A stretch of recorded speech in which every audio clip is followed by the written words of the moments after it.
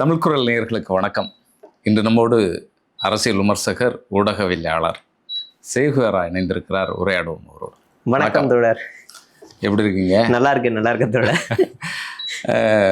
தாவேகா ஒரு மிகப்பெரிய ஒரு வெற்றியை நோக்கி பயணித்து கொண்டிருக்கிறது. 100க்கும் மேற்பட்ட தொகுதிகளில் முன்னிலையில் இருக்கிறாங்க. இது சில கணிப்பாளர்கள் தவிர்த்து மற்ற எல்லாருமே திமுக தான் வரும் அப்படின்னு சொல்லப்பட்ட நிலையில் இந்த வெற்றியை நீங்கள் எப்படி பார்க்குறீங்க? இது உண்மையிலே எல்லாருக்குமே ஒரு பெரிய ஷாக் தான். இருந்தாலும் மக்கள் தீர்ப்பு தான் நீங்கள் முக்கியமான ஒரு தீர்ப்பாக பார்க்கப்படுது. ரெண்டாவது, இந்த வெற்றியை பார்க்கும்போது நம்ம கணிச்சது தான். ஆல்மோஸ்ட் ஓட்டை பிரித்து 2 கட்சியிலேருந்து ஓட்டை பிரித்து அவர் எடுத்திருக்காரு. கிட்டத்தட்ட ஒரு 100 தொகுதிகளுக்கு மேலே இப்போ நம்ம பார்த்துக்கிட்டு இருக்க இந்த இடங்களில் கூட வாங்கியிருக்காங்க. ஆனால் அந்த ஆட்சியை பிடிப்பதற்கான தனி பெரும்பான்மை இருக்கானா அதில் ஒரு பெரிய கேள்விக்குறி விஜய்கிட்ட இருக்குது. குறைந்தது இன்னும் அவருக்கு ஒரு 15லேருந்து 20 தொகுதி வரைக்கும் வேணும். அந்த ஊசலாட்டத்தில் இருக்குது.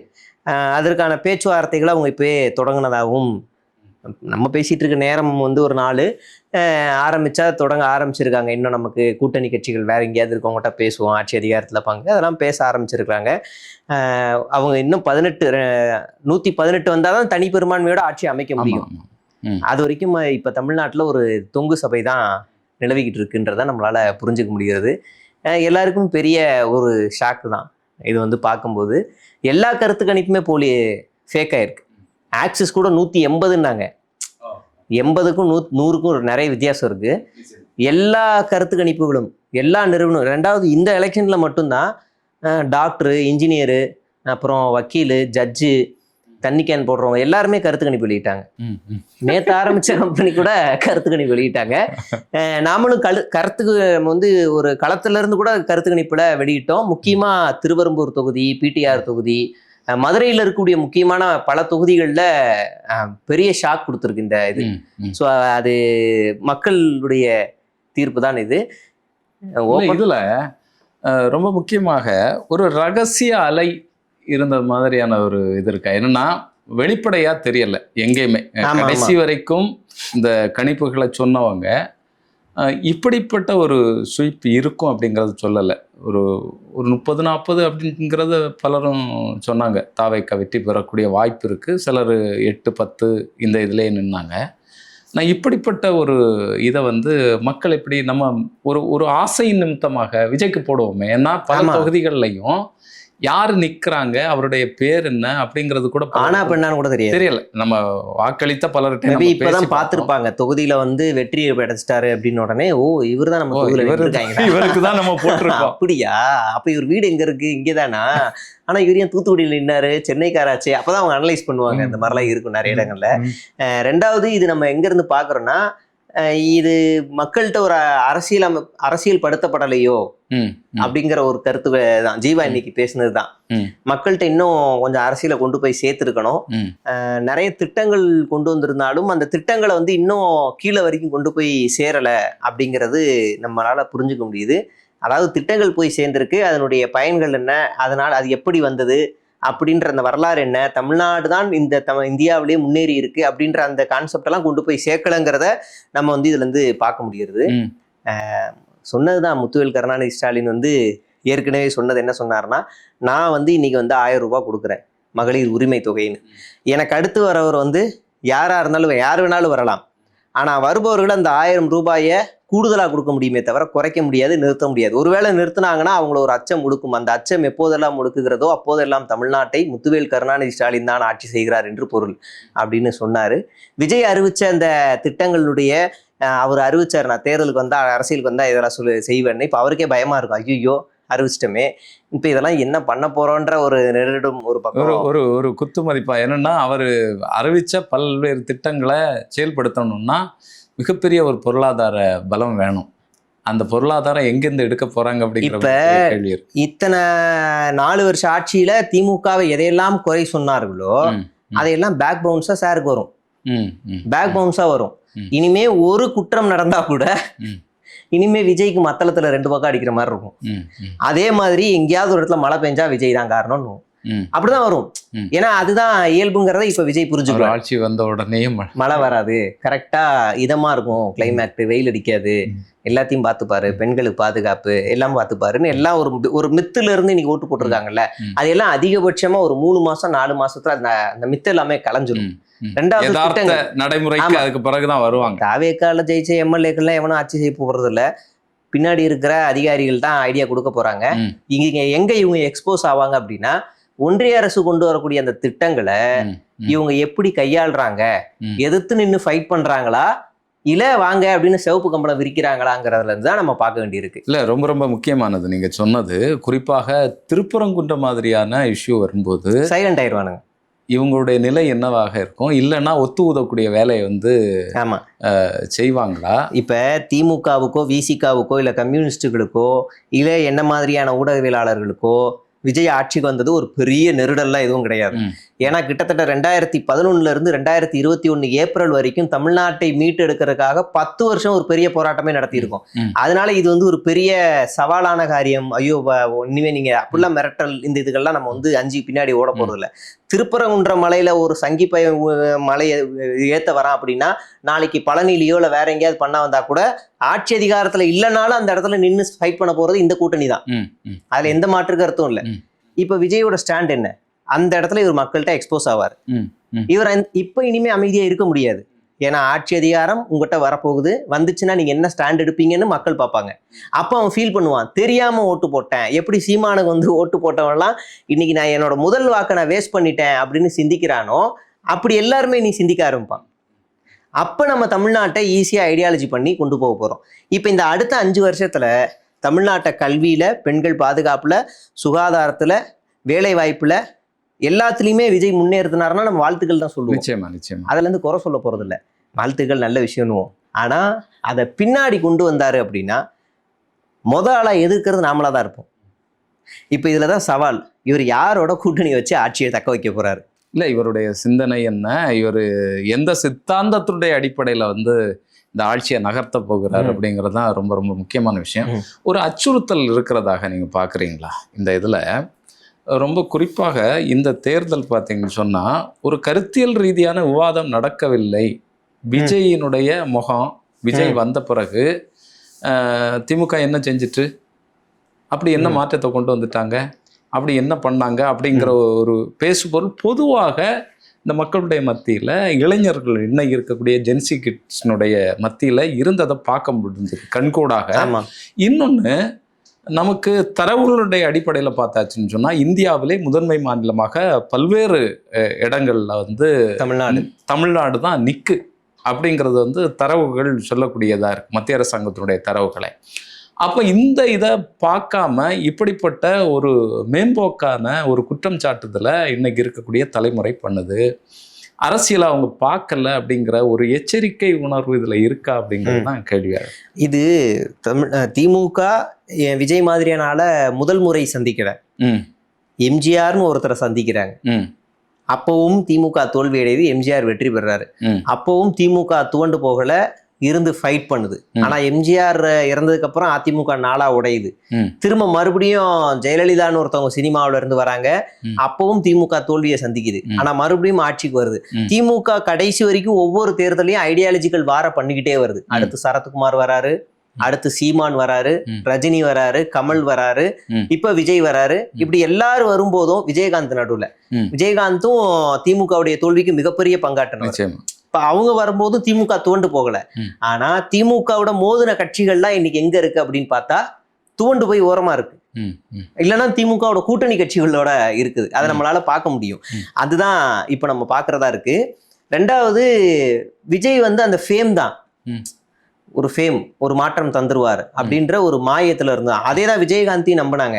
விஜயகாந்தை நம்பினாங்க. விஜயகாந்த் ஆட்சியை பிடிக்கும் போது அவரு திமுக அதிமுக வாக்குகளை ஓரளவுக்கு பிரிச்சாரு.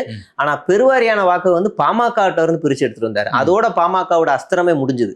அதுக்கப்புறமா தான் அவர் அந்த கட்சி அதுக்கப்புறம் துவண்டு போக ஆரம்பிக்குது. அடுத்து கமலஹாசன் வராரு. அடுத்து மக்கள் நீதி மையம்னு மக்கள் நல கூட்டணின்னு ஒரு கூட்டணி நடுவில் உருவாச்சு. அப்பயும் திமுக தனித்து நின்று ஃபைட் பண்ண ஜஸ்ட் ஒரு 1.5% தான் வித்தியாசத்தை திமுக ஆட்சி இழக்குது. அதனால திமுகவுக்கு ஆட்சியை பிடிக்கிறது, ஆட்சி இழக்கிறதுங்கிறது ஒரு சாதாரணமான ஒரு விஷயம் தான். தேர்தலுங்கிற ஒரு அங்கம் அவங்கள பொறுத்த வரைக்கும். அவங்க முழுக்க ஐடியாலஜிக்கல் வாரதான் முன்னிறுத்துறாங்க. அவங்க ஒருவேளை சில நேரங்கள்ல தடுமாற்றங்கள் வரும்போது கூட அவங்களுக்கு பின்னாடி இருந்து கூட்டணி கட்சிகளா இருக்கிற விசிகாவோ இல்ல கம்யூனிஸ்டுகளோ உடனடியா அது அந்த இடத்துல நின்று அவங்க வந்து ஃபைட் பண்ணி குரல் கொடுக்குறாங்க. திமுக ஆட்சியில இருக்கும்போது 8 மணி நேரம் வேலையை 12 மணி நேரம் ஆகும்போது கூட இருந்தாலும் அவங்க எதிர் குரல் 12 மணி நேரம் ஆகும்போது குரல் கொடுக்க வேண்டியது அதிமுக எதிர்கட்சியில. ஆனா அவங்க குரல் கொடுக்கல.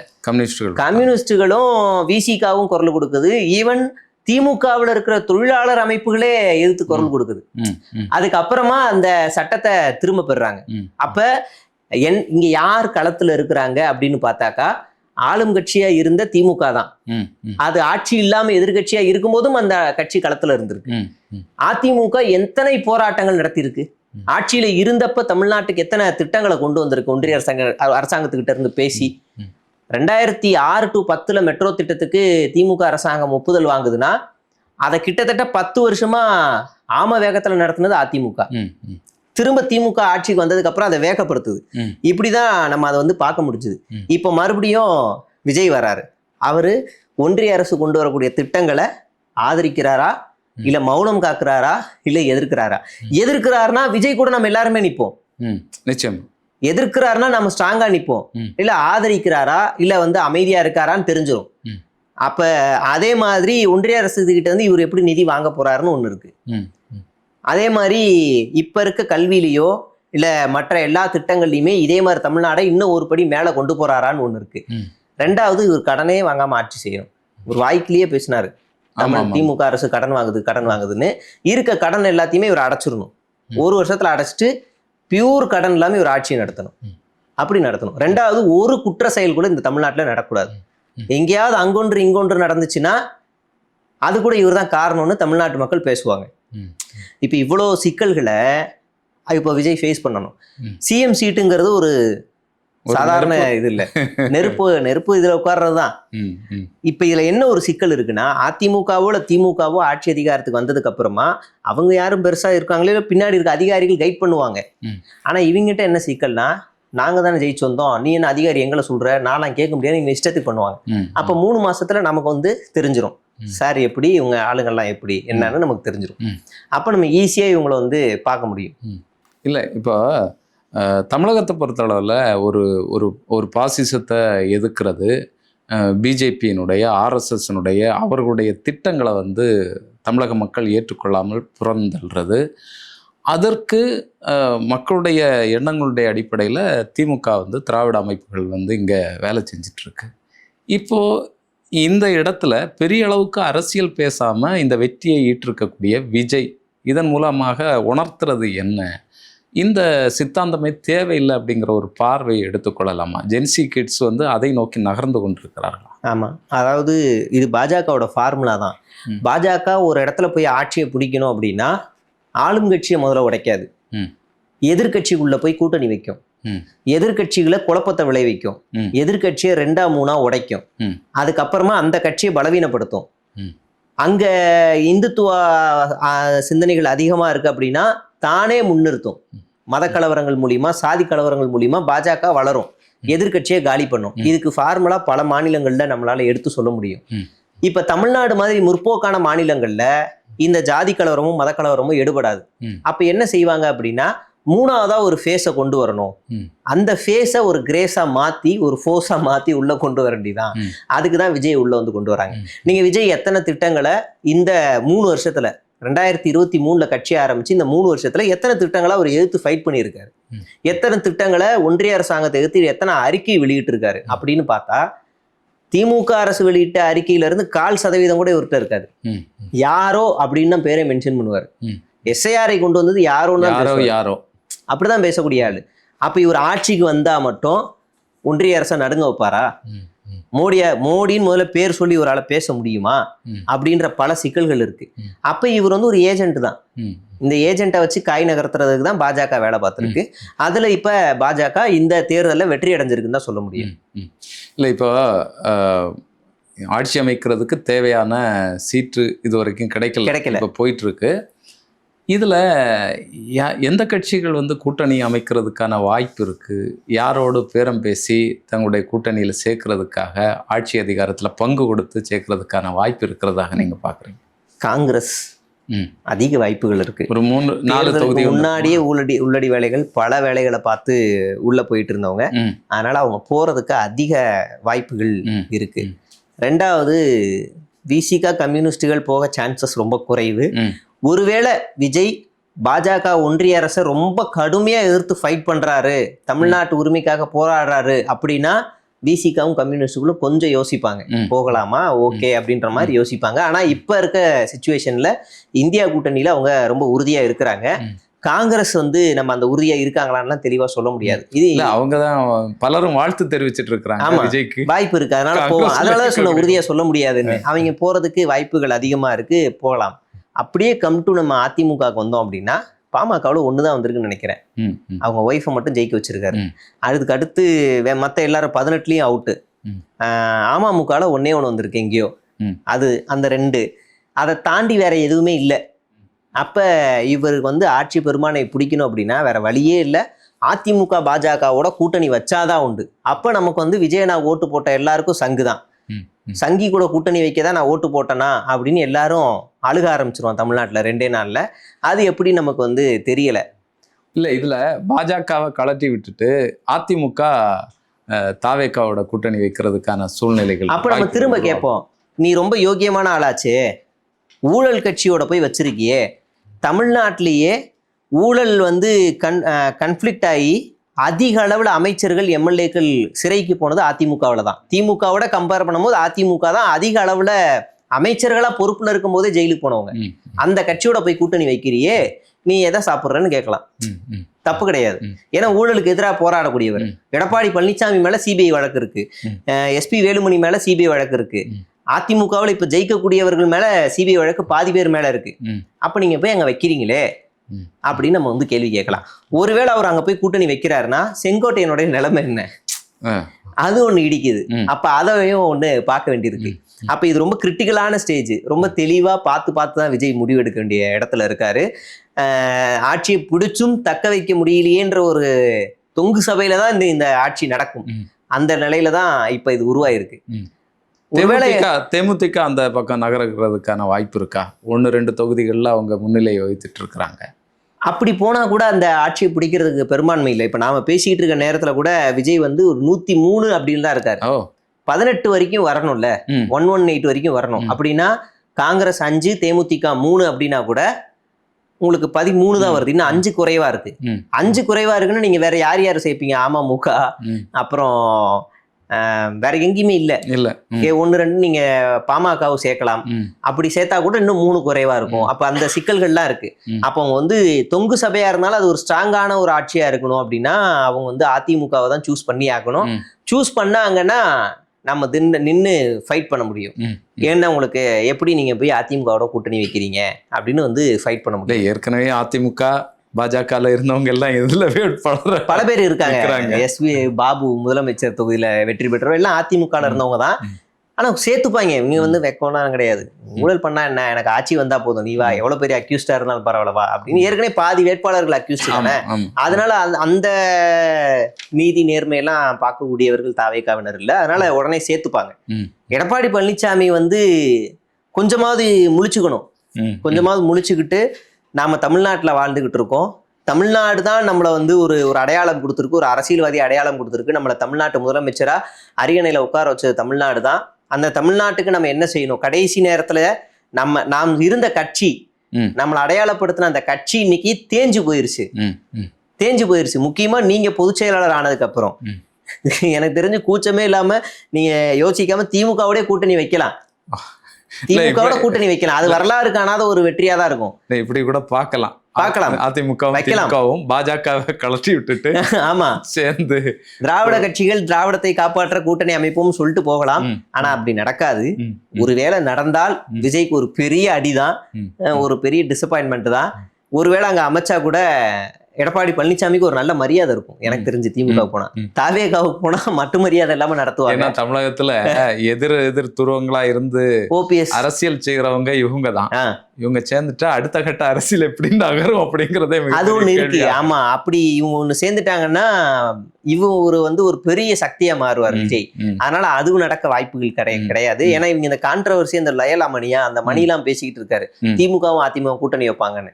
அப்படியெல்லாம் வைக்க முடியாது. வச்சுட்டாங்கன்னா இங்க ஏன் நம்ம இந்தியா கூட்டணியில நாடாளுமன்ற தேர்தல் நடக்கும்போது ஒரே கூட்டணியில தான் காங்கிரஸும் சிபிஎம்மும் இருக்காங்க, ஏன் கேரளாவில் ஒன்னா நிக்க மாட்டாங்க, ஏன் மேற்கு வங்கத்துல ஒன்னா நிக்க மாட்டாங்க அப்படின்னா, அங்க ஒன்னா நின்னாங்கன்னா ஆப்போசிட் சக்தி பாஜக இருக்கும்.